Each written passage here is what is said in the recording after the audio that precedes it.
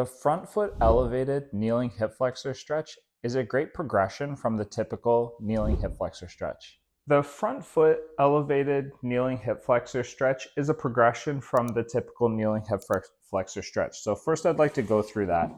So in the typical kneeling hip flexor stretch, what you're going to do is have one knee down on the ground and one foot forwards from there. From here, what you're going to do is tuck your hips underneath you. Now, this might come from a combination of engagement from the core and from the glutes that help to put you more into a posterior pelvic tilt, that concept of tucking your hips underneath you. And for a lot of people, this will create some stretch across the front of the hip here, which is exactly what we're trying to achieve with that exercise. But you might get to a point where it feels like that's not enough, or maybe that you need a little bit something more. So one way that you could start to progress that would be to have a step out in front of you. Now, this could be any height step. You can be the judge on what you need for this. What you're going to do is put your front foot up on top of that step.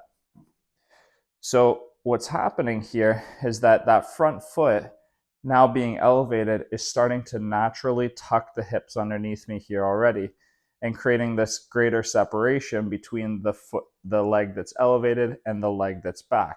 So this will feel as a combination of still stretching along the front of this right hip, but also this stretch along the back of the left hip. And so this will generally intensify that kneeling hip flexor stretch position. Good luck with that front foot elevated kneeling hip flexor stretch.